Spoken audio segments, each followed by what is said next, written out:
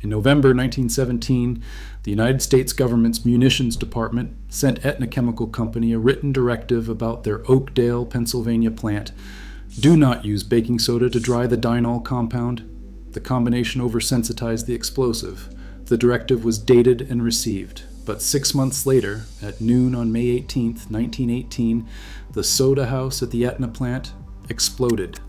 193 people died. It was the deadliest manufacturing plant explosion in American history, according to the National Fire Protection Association. The company had been told. It had continued. If you're new to Steel and Sweat, this channel covers the machines and the men and the women of American industrial history. The things that built the country and what those things cost. Subscribe and leave a comment below with the next story you want us to dig into. This is the story of the women who filled American artillery shells with trinitrotoluene during the First World War. These women had skin that turned yellow at the bench. They developed liver disease from the compound they handled daily with their bare hands. The women are not on any war memorial in any town they came from, and they are not in any labor history account of the First World War industrial economy. They appear in the official record with consistency in one place only. That place is the compensation claim files where their claims were denied. But here is what the official account of American munitions production during the First World War omits. In May 1916, the United States Bureau of Labor Statistics published the findings of the British government's medical investigation into the health effects of trinitrotoluene on munitions workers. The report was in the Bureau's monthly review. It described exactly what sustained TNT contact did to the human body, the liver damage, the toxic jaundice, the documented deaths. The American companies that were already filling shells for Allied armies in 1915 and 1916 had access to that report before the majority of their female workforce sat down at those benches. The knowledge that trinitrotoluene damaged livers, that sustained exposure caused a disease that killed a measurable fraction of the people who developed it, was not a finding that emerged after the war. It was published by the Bureau of Labor Statistics in May 1916. It was in the possession of the companies, and the women kept handling it with their bare hands. But to understand what the work required, you have to stand at the bench. Shell filling at an American TNT plant in 1917 and 1918 required the worker to handle trinitrotoluene in raw powder form, measuring and pouring charges into artillery shell casings through a direct contact process. The TNT powder had a smell that workers described as sweet and chemical, faintly like almonds, and the smell was constant in the filling rooms. The powder was fine enough to drift through the filling room air and settle on every surface, including the hands, forearms, neck, and face of the woman at the bench. The rooms were not designed with ventilation adequate to prevent that drift. The workers were not issued protective equipment capable of preventing sustained skin contact. Damp face cloths were referenced in some plant safety protocols and not provided in practice. Gloves, when issued, were cotton and absorbed the powder rather than blocking it. Work clothing was impregnated with TNT within the first days on the job, and the plants ran 12-hour shifts against Allied shell order quotas that did not accommodate careful handling. Speed was the production standard. Speed was what the contracts required. The physical condition of the workforce was visible to every supervisor who walked the filling room floor. A woman who had worked the bench for 10 days looked different from a woman who had worked it for 60, and the difference was in the color of her face and her hands and the whites of her eyes. The supervisors walked the floor each shift. They continued the production quota. There is no document in the official production record of any American TNT plant from this period that records a supervisor stopping a line because the workers' faces had changed color. The color was visible. The quotas were documented. The two facts coexisted in the same filling room on every shift for the duration of the war. The workforce at American TNT and shell-filling plants in New Jersey and Pennsylvania during 1917 and 1918 was composed primarily of immigrant women and daughters of immigrants. They were drawn from Polish, Italian, Slovak and Hungarian communities that had supplied the steel mills and coal mines of the region with male labor for 30 years. These women had limited access to industrial wages competitive with munitions pay. The plants recruited actively in immigrant neighborhoods, pairing the wage offer with patriotic framing. At Hercules, Powder Company's New Jersey facilities, and at Aetna Chemicals' Pennsylvania operations, the female workforce expanded rapidly through 1917 as men were drafted and Allied shell contracts multiplied. The Penns Grove area of Salem County, New Jersey, situated along the Delaware River corridor, was representative of this pattern.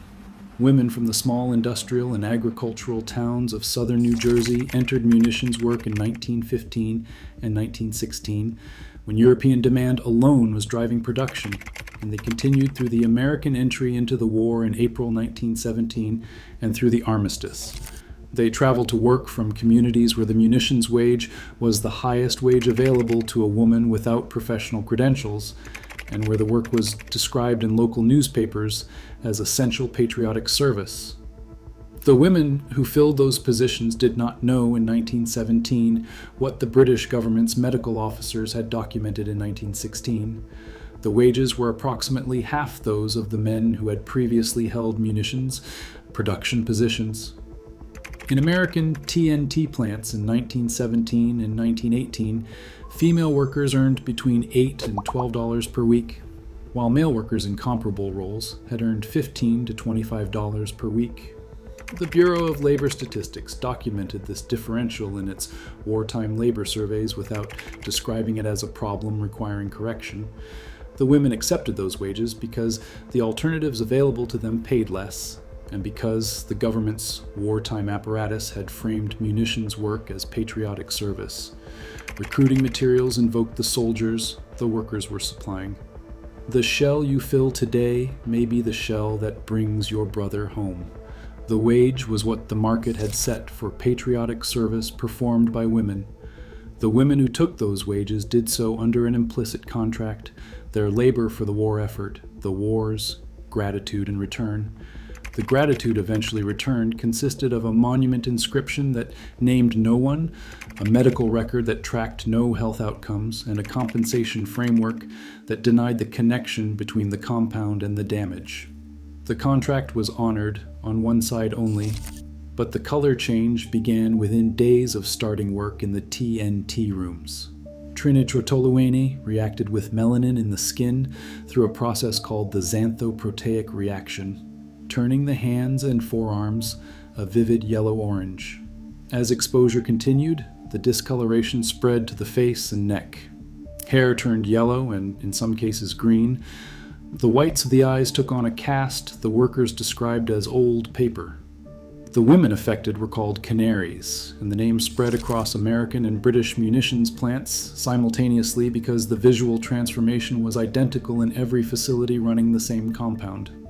Ethel Dean, who worked at the Woolwich Arsenal in Britain, described what the material did to everything it contacted. She said, "Everything that powder touches goes yellow. All the girls' faces were yellow, all around their mouths. Everything they touched went yellow, the chairs, the tables, everything. The canteen where the TNT workers ate was yellow on every surface they had handled. But the cosmetic color was not the danger. The cosmetic color faded after workers stopped handling the material, usually over several weeks. The danger was not visible in the early stages, and it expressed itself in the liver. Trinitrotoluene is hepatotoxic. Sustained skin absorption at the levels produced by daily bench work without adequate protection causes progressive liver damage that the medical literature of the period called toxic jaundice. The liver damage was not reversible the way the skin pigmentation was reversible. A woman who developed toxic jaundice from TNT exposure at a New Jersey or Pennsylvania plant in 1917 was not recovering her liver function after she left the bench. She presented with anemia, with abdominal pain on the right side, and with a quality of yellow in the eyes distinct from the cosmetic yellowing, duller and deeper, that came not from her skin but from her blood. When her urine turned dark and her abdomen began to swell, she was not experiencing a cosmetic effect. She was at the documented endpoint of the disease the British report had described in the Bureau of Labor Statistics monthly review in May 1916. How do you tell the difference between the yellow that will fade and the yellow that will not? How does a woman at a filling bench in the winter of 1917, looking at her hands at the end of a 12-hour shift, know whether the color she is seeing is the pigmentation reaction or the first sign of a liver that is beginning to fail? The British government's investigation, conducted by female medical officers deployed inside factories under cover of welfare rolls, documented 400 cases of toxic jaundice among munitions workers during the First World War. 100 of those cases proved fatal. The investigation also found that blood testing of workers with sustained TNT exposure showed that only 24% showed no symptoms of poisoning. 76% showed some measurable effect on the blood. This was not a marginal risk confined to unusual events. It was the expected medical outcome for the majority of workers doing this work daily. The investigators noted that severity of symptoms correlated with duration and intensity of exposure, which meant that the most experienced women, the ones the plants relied on to train newer workers and maintain production pace, were the ones most likely to be developing the serious form of the disease. The women who had worked longest for the least pay, absorbing the most compound, were the ones whose livers were failing. Women reported a constant metallic taste that no food or drink eliminated. Some reported hair falling out in sections. The body changes associated with sustained TNT exposure included effects on fertility and pregnancy outcomes. Women who carried pregnancies while working TNT lines gave birth to children with yellow-stained skin.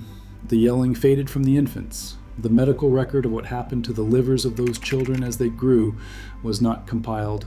The companies were not required to track post-employment health outcomes. The government that published the British medical findings in May 1916 did not subsequently mandate protective equipment or exposure limits at American TNT facilities. The gap between what was known and what was required is not an accident in the record. It is the record. If you're finding this history as important as anything we have covered on this channel, go ahead and hit subscribe right now and leave a comment below with the next story you want to see. But the disease that moved through the women slowly, one liver at a time, was not the event that put the Aetna Chemical Company's production choices into the historical record. The event that did that happened all at once. The Aetna Chemical Company had been operating its TNT manufacturing plant at Oakdale, Pennsylvania since 1915, when European demand for artillery shells had made American TNT production one of the most lucrative industrial contracts available to a company with the right facilities. The plant employed several hundred workers and sat 16 miles west of Pittsburgh along the Panhandle Railroad line. Nearby residents had been raising safety complaints since the plant opened. The TNT production process created measurable chemical pollution through the Robinson Run Valley, and in September 1916, an explosion killed 5 workers. The community formally petitioned for relocation. The United States' entry into the war in April 1917 ended that effort. The plant held a Bureau of Ordnance contract for 14.5 million pounds of TNT, and the government needed it filled. To meet that contract more efficiently, the company had been experimenting with a compound called dinyl, which lowered production costs and could be dried faster than standard TNT by mixing baking soda into the process. In November 1917, the government munitions department sent the plant a written directive ordering the plant not to use baking soda with dinyl. The combination oversensitized the compound, making it unstable beyond acceptable parameters. The directive was received at Oakdale and documented in the plant's records. Production continued unchanged, and the baking soda kept mixing with dinyl into the spring of 1918. On May 18, 1918, at noon, an explosion in the soda house triggered a chain reaction through the facility. Survivors later said the initial blast was no louder than a pistol shot. The 500 workers in the plant understood immediately what it meant and ran for the nearest exits. Before most could reach open ground, a second detonation consumed the main buildings. The force hurled men, machinery, and structural beams into a column of smoke visible for miles. The blast was heard in Pittsburgh. The railroad tracks on the Panhandle line were blocked by fallen structures. Telephone and telegraph lines went down. Noxious chemical gases settled into the valley and prevented rescuers from reaching sections of the ruins for hours. Pittsburgh was hosting a Red Cross parade that afternoon. About 40,000 people were in the streets when the afternoon newspapers announced the disaster. Doctors and nurses who had been preparing to ship to Europe boarded the Panhandle train and arrived at Oakdale to find a site still burning and still exploding. At 2 o'clock in the afternoon, a second major explosion tore through what remained of the plant, and the rescue operation assembled around it, killing workers who had survived the first blast and killing rescuers who had come from Pittsburgh to help them. The heat kept large sections of the ruins inaccessible for the rest of the day. Recovery of human remains continued for days, and many of the dead could not be identified through visual means. The final death toll was established not by identifying the dead from recovered remains, but by the company timekeeper counting the workers who had survived and subtracting from the payroll roster. 193 confirmed dead. According to the National Fire Protection Association, the Etna chemical explosion of May 18, 1918, remains the deadliest fire or explosion in a manufacturing plant in American history. The government's investigation documented the November 1917 directive and documented that baking soda continued to be used with Dynol after that directive was received. No criminal prosecution was pursued. The investigation produced a record that the company had been warned and had continued regardless. That record produced no legal accountability. The plant never fully reopened. The monument at the Oakdale Cemetery above the plant site carries an inscription carved into the stone. Like soldiers, they died in their country's service. The inscription does not carry the names of the dead. The names are in the timekeeper's record and in the Pittsburgh newspaper's casualty lists from the week of May 18th through May 24th, 1918. The casualty lists note addresses and ages. They do not note what color the victim's skin was or what state their livers were in after years of daily TNT exposure in a plant that had been failing its safety obligations since 1916.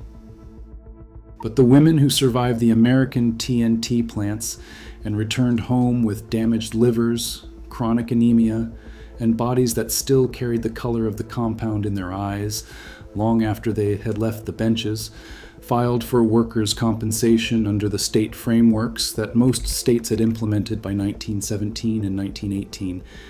The frameworks existed. The injury was present in each woman's own body.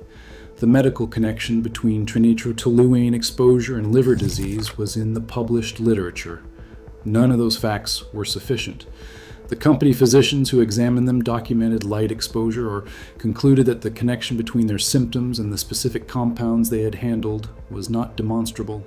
The claims were denied, and the promise of compensation was not fulfilled. In Britain, Lily Moody had worked in a TNT filling room at the Woolwich Arsenal, had been signed off twice for poisoning, had carried a pregnancy through her last months at the bench, and delivered a stillborn child. The Ministry of Munitions physician ruled that she had suffered only light poisoning and that the loss of her child was the result of natural causes. Moody wrote to the Minister of Munitions and to the Chancellor of the Exchequer. She wrote that the glamour of the war will soon be ended, the men will be back, and in the cold light of day a reckoning will be demanded. How did you treat our women? The government refused to recognize the long-term effects of TNT exposure on reproductive outcomes. The claim was denied. Moody's letters are in the British National Archives. They are the most complete written record of what the compensation process looked like from the inside, from a woman who had documentation, injury, and the words to describe both, and who still lost. The pattern her letters describe, the company physician whose conclusion aligned with the company's liability, the government that deferred to that conclusion, was not unique to Britain. It was the operational standard on both sides of the Atlantic. When the armistice came in November 1918 and the munitions contracts ended, the women who had worked the TNT lines were not offered medical monitoring, transitional employment, or formal recognition of their wartime industrial service. They were expected to return to domestic and service employment at the wages those jobs paid, with livers that had not been tracked and compensation claims that had been denied. The wartime wage premium disappeared with the wartime contracts. The patriotic framing that had recruited them in 1915 and 1916 was not redeemed in the post-war period by any obligation the companies or the government acknowledged. No recognition followed, and the costs of their service remained largely unpaid. The Bureau of Labor Statistics surveys from 1919 and 1920 document the mass displacement of women from wartime industrial employment as returning veterans reclaimed production positions. The munitions plants were closing or converting. The TNT lines were shutting down. The women who left those lines carried whatever the work had given them in their bodies, unmonitored and uncompensated, into a post-war economy that had no use for them at the wages they had briefly held. What do you call workers who made the weapons that won the war, absorbed the compound that damaged their organs to do it, and received a compensation denial and an absence from the memorial record? But the women who worked American TNT plants between 1915 and 1918 are not named on the war memorials in the communities they came from. The memorials name the soldiers. The women who made the shells the soldiers fired were classified as wartime industrial workers, a classification that placed them outside the memorial tradition.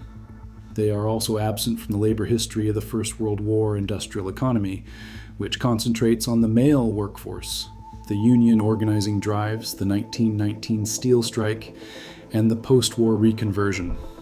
The women who filled the shells occupy a gap between both traditions. They are in the Bureau of Labor Statistics wartime labor surveys, which documented wages and employment patterns without a column for toxic jaundice cases or denied compensation claims. They are in the compensation claim files, where company physician reports consistently fail to establish the connection between the specific compound and the specific organ damage. They are in the British government medical report published in the Bureau of Labor Statistics monthly review in May 1916, available to every major American munitions producer before most of these women sat down at those benches. The question the official record cannot answer cleanly is not whether the companies knew. The May 1916 Bureau of Labor Statistics publication establishes that they knew. The question is how that knowledge was weighed against the 14.5 million pounds of TNT the Bureau of Ordnance needed delivered. The record shows how it was weighed. It shows the November 1917 directive. It shows that the directive was not followed.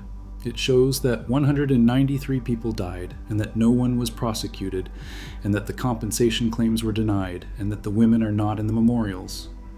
It also shows, in the Bureau of Labor Statistics monthly review for May 1916, the complete British investigation findings, published in an American government document available to any production manager who subscribed to the Bureau's publications. The United States had the data. The companies had the data.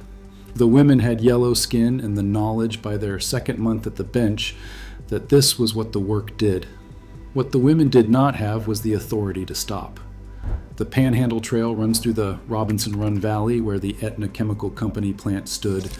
The ruins off Noblestown Road in North Fayette Township are still visible. Partial walls, foundation traces, sections of floor where the building stood before noon on May 18, 1918. The trail is used by hikers and cyclists who may not know what the valley contained. The monument stands in the cemetery on the hill above, visible from the trail below. The inscription calls them soldiers, but the soldiers on other memorials are named. The workers at Oakdale are counted. The women who made the shells are not in the memorials. They are in the compensation records where the claims were denied, and in the livers they carried home. Subscribe to Steel and Sweat, and leave a comment below with the next story you want us to dig into. Thanks for watching.